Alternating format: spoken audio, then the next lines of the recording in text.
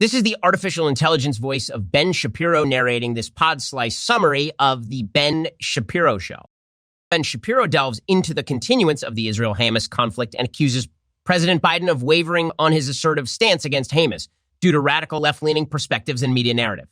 He scrutinizes Biden's tweet expressing the desire for Israelis and Palestinians to coexist peacefully and positing that violence only strengthens Hamas. Shapiro questions if Biden is arguing for leaving Hamas in place under the pretense of defeating him, or if he is establishing impractical standards for conflict resolution, inevitably weakening Israel's efforts in the process. Shapiro criticizes Biden for succumbing to the media's propagandistic approach to the issue, purporting that they promulgate four misleading claims. Hamas isn't as malevolent as portrayed.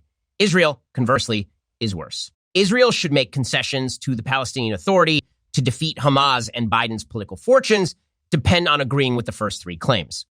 He disagrees with the media's portrayal of Hamas as a plausible negotiating party.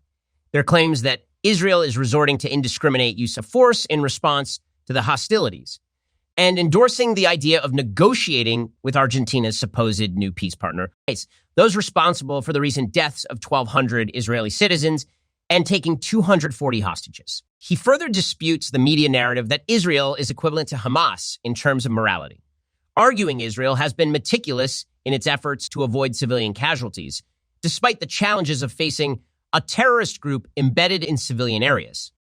Shapiro also criticizes the suggestion of making concessions to the Palestinian Authority as a strategy to curb Hamas, questioning the proposition of a two-state solution advocated by New York Times columnist Thomas Friedman. He claims that the notion is flawed, given past experiences with negotiations between Israel and the Palestinian Authority. He argues that concession to them only leads to intensified terror activities, as its leaders have never genuinely been in favor of a two-state resolution. Sad to note, Shapiro reiterates that the radicalized Palestinian populace remains a significant impediment to Middle East peace. Surprisingly, despite Israel's fight against Hamas, Ben Shapiro condemns Biden for yielding to media narratives and suggests that Israel will fight alone if it must to ensure its survival. He dissects the media's representation of Hamas and challenges the idea of Israel threatening indiscriminate use of force. For Shapiro, the fundamental problem lies within the Palestinian populace's radicalization and their desired destruction of Israel, supported by the Arab world's leadership. Shapiro emphasizes that BD's movements and the New York Times solution of a two-state reality, espoused by Thomas Friedman, have proven invalid, showcasing that every concession to the Palestinian Authority has worsened, not improved the situation. Moving to statistics, Shapiro disproves the media-manufactured myth of Biden's electoral jeopardy due to the Israel-Hamas conflict.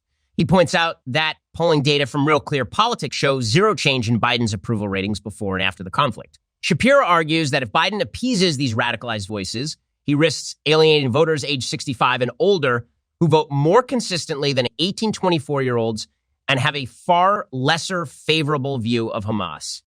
Shapiro further criticizes the youthful support for Hamas showcased by Columbia University students' solidarity with the group. He contends that if Biden chooses to pander to these unwise voices, it may lead to a perception of the West as weak, which could have detrimental effects. Shapiro wraps up by asserting that the West cannot afford to appear weak, as this weakness could invite attacks similar to Osama bin Laden's perception of the West as a weak horse.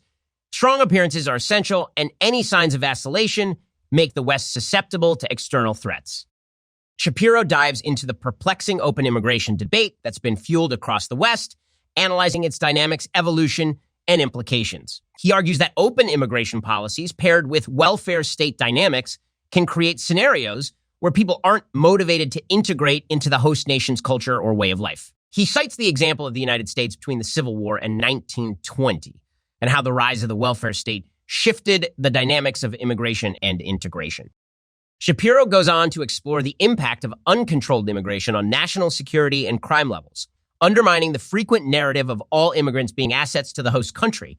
Using the analogy of a bakery with different signs in the window, he suggests that the type and nature of the immigrants a country attracts depend heavily on the incentives it offers. Shapiro critiques the Biden administration's approach to immigration, which he sees as a display of weakness that invites more illegal immigration. He further highlights the growing discontent among Senate Democrats with current policies, suggesting that incremental change is on the horizon as right-wing parties gain traction on immigration issues. Next, Shapiro examines another symptom of the West's perceived weakness, the abandonment of fundamental values. Within the Catholic Church, Pope Francis's approach represents a departure from traditional doctrine, leaning towards redistributionist politics and liberal social values. He criticizes the Pope for acting against cardinals who disagree with him, seeing this as a betrayal of the Church's foundational principles. He notes the growing division within the Church fueled by Pope Francis's approach. While the Pope has taken action against his critics, there's a persistent question of whether his authority can stave off rebellion or schism within the Church by encouraging progressive dates without delivering precise changes. Francis has created a climate of instability where conservatives feel progressively marginalized. Finally, Shapiro expresses concern over the Pope's abandonment of traditional Catholic values, arguing that liberal Catholicism is failing. He cites a drop in religious vocations, most noticeably in Germany, where there were only 48 new seminarians in 2022 for a church serving 21 million self-identified Catholics, indicating a glaring existential crisis for the institution.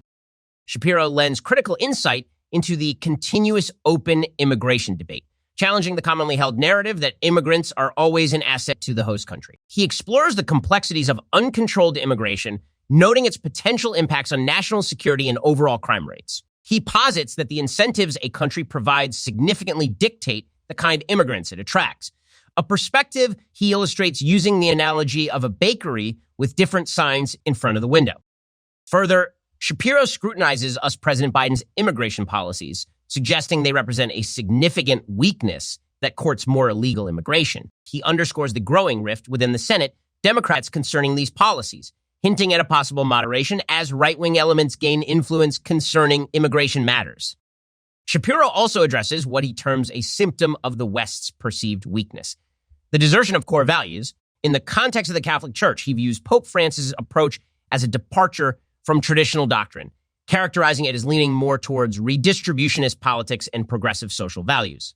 Moreover, he censures the Pope's approach towards cardinals who disagree with him, qualifying it as a betrayal of the Church's core principles.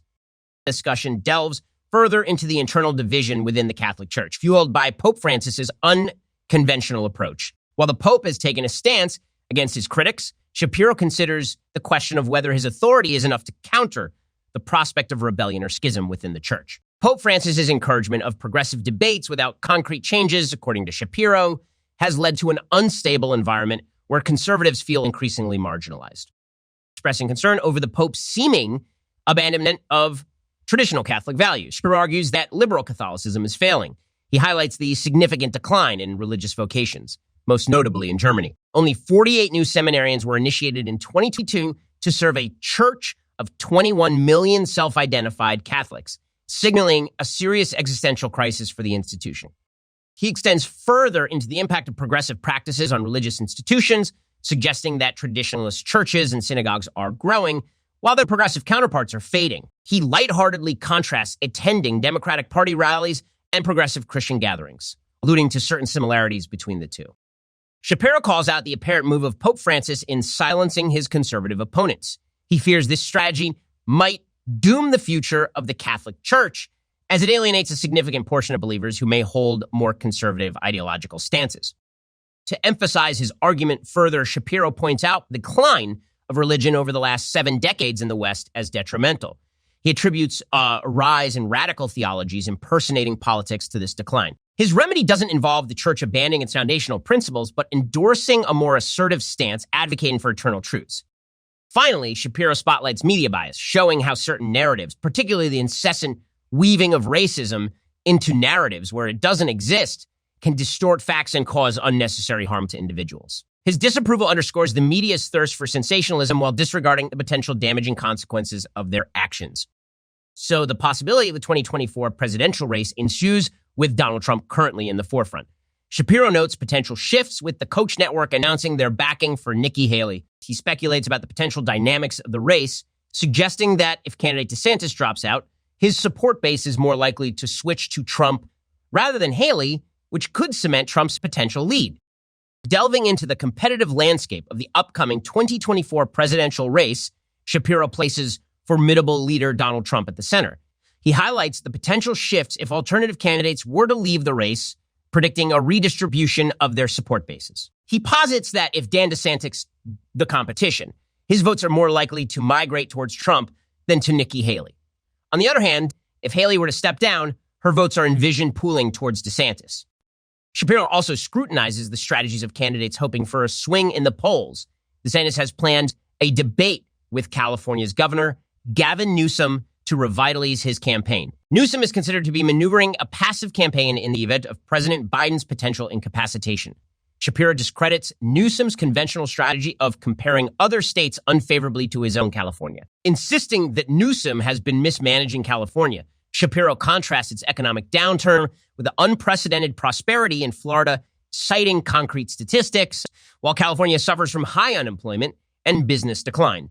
Florida thrives with increasing employment opportunities and business influx, thus marking it as a desirable model state. In national matters, Shapiro discusses Hunter Biden's latest decision to counter his adversaries publicly. Hunter's alleged dealings and potential involvement with his father, Joseph Biden, have led to a subpoena for a closed-door hearing with the possibility of manipulated leaks. As looking to preserve both legitimacy and transparency, Hunter's lawyers have expressed interest in a public hearing, despite the potential to damage Joe Biden's public image.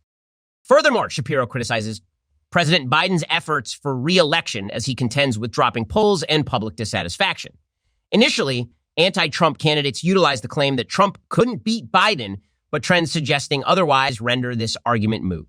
While discussing candidate strategies, Shapiro remains impartial, although he hints at his preference for DeSantis or Haley over Trump.